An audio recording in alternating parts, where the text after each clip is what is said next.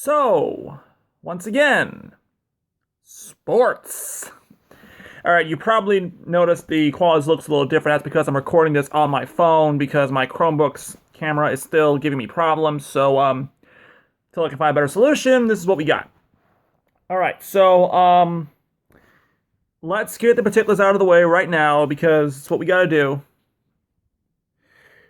Very stressful game today. I'm not gonna lie to you, but Michigan did get the W.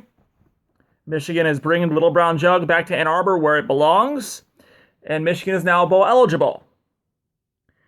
This is actually a considerable improvement from last year's game against Minnesota, and I think we can all remember how that turned out. So, it is what it is. Michigan is now going bowling no matter what happens for the rest of the year. And it also needs to be said, it was very, very sad that Jerry Kill was not on the sideline today.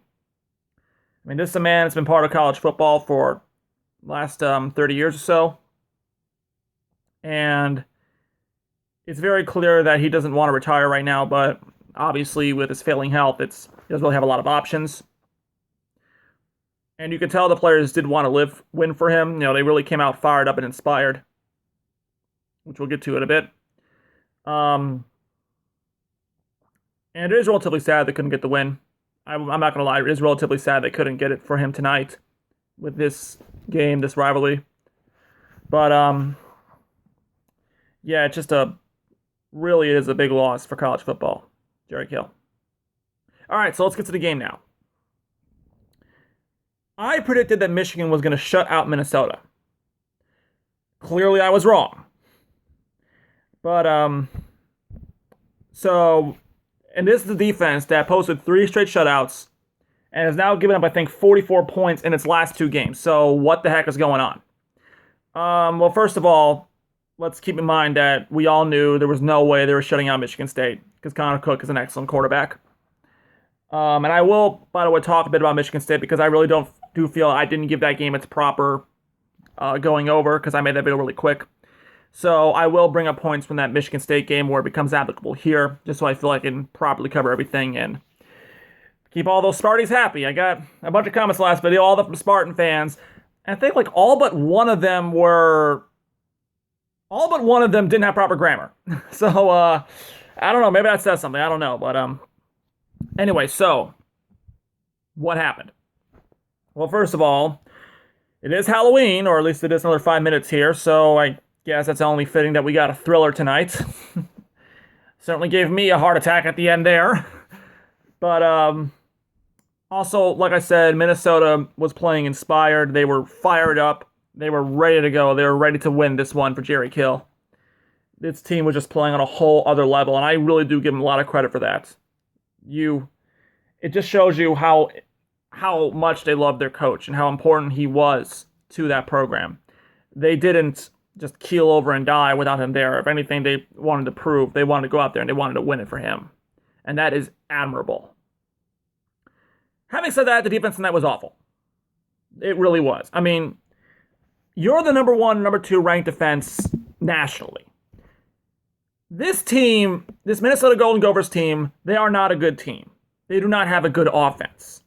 Mitch Leidner is not a good quarterback by any means. And tonight, let's pull out the box score here. I want you to just show you these numbers here because this is really some interesting stats. Mitch Leidner went 16 of 33 tonight. That's slightly under 50% completion. 317 yards, averaged 9.6 yards a pass. Quarterback rating of 78.5. For comparison, Jake Rudock was 13 of 21 for 140 yards, averaged 6.7 yards, had a pick, quarterback rating of 60. Mitch Leidner is not a good quarterback by any means. You can't let him throw for 317 yards. Conversely, your rushing defense is stout. You can't let Rodney Smith rush for 74 yards on 12 carries. You can't let Shannon Brooks rush for 33 yards and 12 carries. You can't let Mitch Leidner rush 37 yards on 11 carries, one of which was a 24-yard rushing touchdown. Minnesota ran 144 yards on this Michigan rush defense. That is embarrassing. That is abysmal. And if it sounds like I'm being facetious here, again, this D has shown itself to be elite. Great. Big time. And tonight they were anything but. Pass defense in particular was awful. Secondary was horrendous. Jordan Lewis, he didn't show up. I mean, there were a couple of plays there which easily should have been batted away or picked off. This game was a lot closer than it rightfully should have been. Bottom line, Michigan did not deserve to win this game by any means. But then again, Michigan probably didn't deserve to lose against Michigan State, so I guess it goes to show you that in football, everything evens out. All right, so that's enough about the complaining about stuff. Now we're all asking, well, what did I like from the game? Well, there were some things, believe it or not. For one thing, Drake Johnson had himself a decent day. 55 yards on 10 carries. Davion Smith, 15 yards and 9 carries. What I'm starting to notice about these two is that it really does seem like both Davion and Drake are leading rushers, but it seems like you can only really have one or the other being productive at any time. Now, to note, this is the second game where Michigan's run has struggled. They didn't exactly have a good performance last week against Michigan State either. But that's probably because they're going up against rush defenses that are admittedly stout. I mean, we all know Michigan State's defense isn't what it used to be, but they're still no joke. Minnesota's defense, they're not a joke either. The reason they are ranked high is because they can't really put up any points. They somehow got 26 tonight, but you know that is what it is. But that's obviously something that they're gonna have to work on here. Fortunately, we go up against a couple teams that don't exactly have a good rush defense. Rutgers, which they probably put the second stringers on, they'll probably win that game. And then Penn State, which will be interesting to see. But hopefully we get the rushing D worked out right, because that would be a real weapon to exploit going down the stretch, especially against teams like Ohio State. Or, excuse me, the rushing offense. All right, so Jake Rudock, he had an okay day. He wasn't spectacularly bad. He wasn't spectacularly good. He had 2 turnovers, the aforementioned pick, which was a ill-advised shovel pass, and fumble, which came out of 4th down, so I don't really count that. I don't really count fumbles on 4th downs. By and large, it was a performance pretty similar to what we saw against Michigan State. Once again, he overthrew an open receiver on a 40-yard bomb. And given how often that's happened this year, I'm starting to think that is something that Harbaugh just won't be able to fix with Rudock. I don't know if it's his mechanics. I don't know if it's an injury or whatever, but it doesn't seem like something that Harbaugh can fix overnight. Which is a real shame, because Jake Rudock has been absolutely stellar when it comes to the short passes, like the slam passes. Those are his bread and butter. I really do think that, well, I think he's probably approaching his ceiling, if not there already.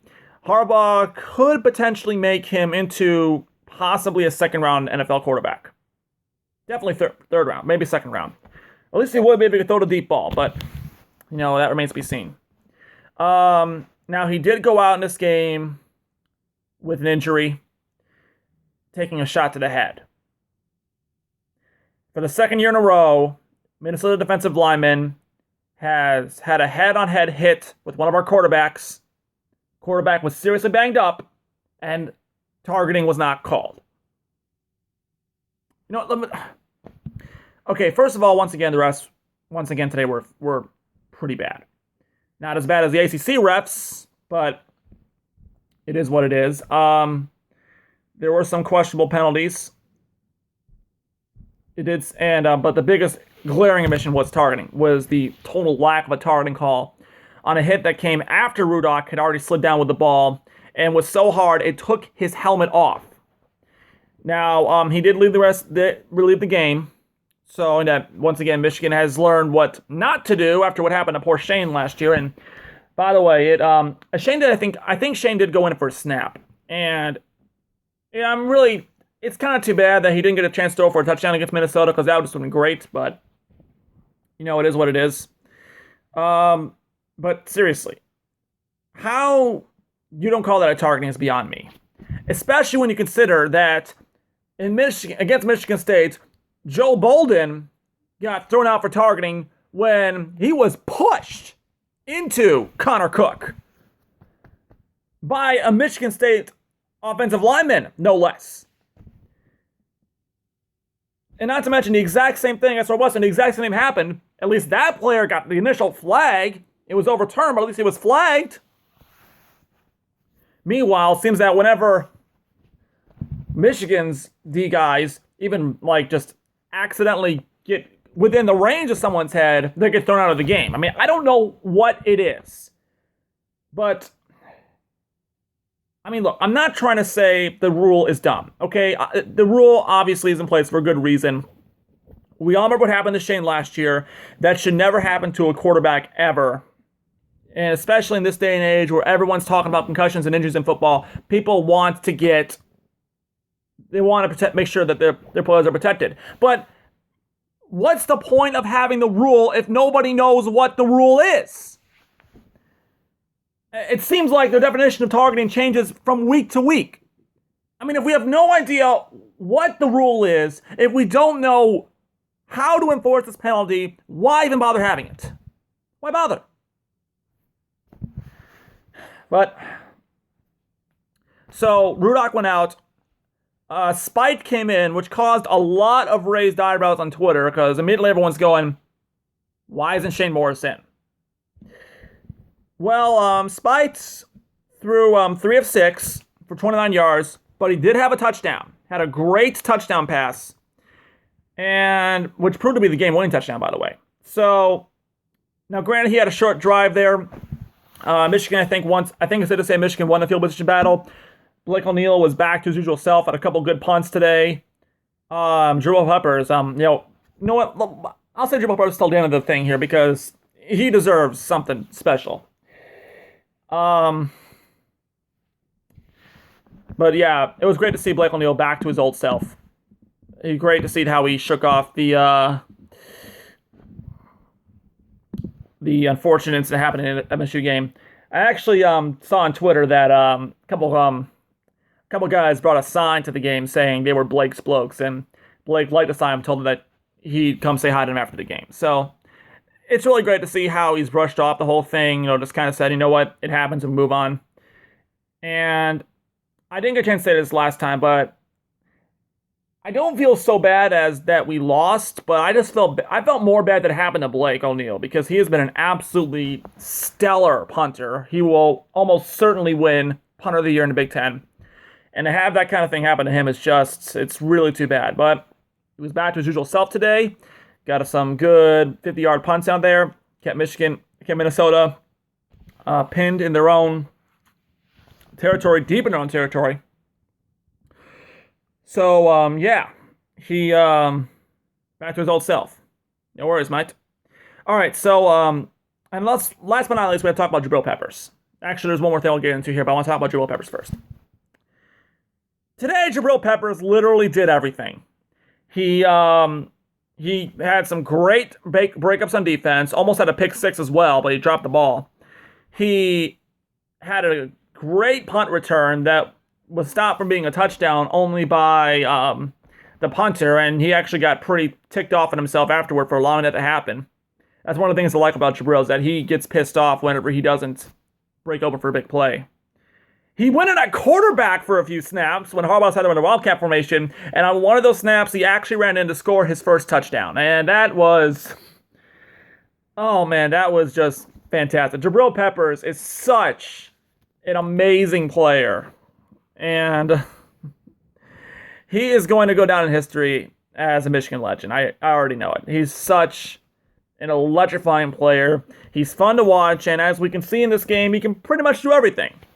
Now, again, I'm still kind of on the fence about using him on offense. I would much rather save that for when we play Ohio State. But I figure now the genie's out of the bottle, so Harbaugh's thinking, well, we got him, I might as well use him. It's just the same. It's a shame though we can't get the reaction we got last time we put him in an offense where Mark D'Antonio got so freaked out he called 2 timeouts in a row. That was something, yeah. But yeah, Jabril Peppers, he had an absolutely great game. He deserves all the helmet stickers, and really great. All right, so the last thing we'll talk about here is the last drive for Minnesota. So Michigan had just scored, put up 2-point version, put them up 3. Michigan had him at 3rd and long, which should have been a 3 and outs. But somehow, some way, Minnesota's rusher, and I think it was Rodney Smith. I'm sure it was. He somehow broke through a tackle laid on by Desmond Morgan, and I forget who the defender was, but I do know Desmond Morgan was in there, and scampered for a first down. Mitch Liner made a couple of great throws, including a 4th down conversion that absolutely beat Jordan Lewis, and like I established, the defense did not have its best game all day. And appeared to score the game-winning touchdown with about 17 seconds left. And I gotta admit to you, all night I kind of had this feeling like it's okay, it's fine, Michigan's gonna pull it out, they're gonna win. But when it looked like he got a touchdown, I just thought, oh my god, it's happening again. The second week in a row, we get victory snatched away from us at the last possible minute. Fortunately for us, he came down about the 1.5 yard line. And for once, the officials got a review right. First time in a month. So, then something happened that I'm not quite sure I can explain. The clock was restarted, and I don't even know if Minnesota was aware the clock was running. And it seemed they were ready to run a quarterback sneak, quarterback draw or something right up the middle, just punch in the last half-yard line, and end it right there. But instead, Liner tried the drop back and pitched the ball. First of all, it was ill-advised because immediately some defenders were right on him, going for the sack, but he managed to get the ball off in time, but of course it went to nobody, which left him with 2 seconds on the clock. In other words, Minnesota pulled a Pete Carroll. They pulled a Pete Carroll. They should have run the ball in, and it would have been game over, but instead they decided that they were going to try to be fancy about it. They outsmarted themselves, and they tried to go for the fancy touchdown reception, which did not work at all. So then they come back, 2 seconds left, they try to push it in, but now DJ Durkin and the entire Michigan defense know it's going to be that. Defensive line just stuffs him, doesn't even get close to the end zone, and that's the ball game. And very much like how people are going to be questioning if we should have fell on this, if Blake should have fell on the snap or whatever in those last 10 seconds, people in Minneapolis are going to wonder, should we have run the ball in with 17 seconds left? And they had it. They had Michigan dead to rights. They probably should kick the field goal as well. I mean, that's what I would have done, actually. Okay, now I'm sounding like Brady Hope, but still, they probably should if they hit the field goal, this would have gone to overtime, and their kicker had been hitting chip shots all night. But, you know, you go for the win at home, so it's understandable. But how, and I'm not faulting them for blowing through all that clock, because even though their last drive wasn't exactly managed, I understand they're trying to bleed out the clock, and it's tricky balance because you want to bleed out the clock, but still give yourself enough time to punch in a score if something goes wrong. But I don't really think they knew the clock was running, and maybe it should have been running because, so again, it's the Big Ten officials coming back to bite someone in the ass. But hey, like I said, just like how Michigan didn't deserve to win tonight, but Michigan didn't really deserve to lose to Michigan State either. So I guess shows you that in football, everything eventually evens out. And ugly win. Probably the worst game Michigan has played this year. I hope that this defense really puts in a serious week of practice, even though, by all accounts, they can probably take this week off because they're playing Rutgers at home. That game was probably over the minute it was scheduled. But they need to step it up because if you're going to do that against Minnesota, you can't do that against Ohio State. Now, hopefully, this was a fluke. It was a case of an inspired team going up against a team defense that probably wasn't at their best.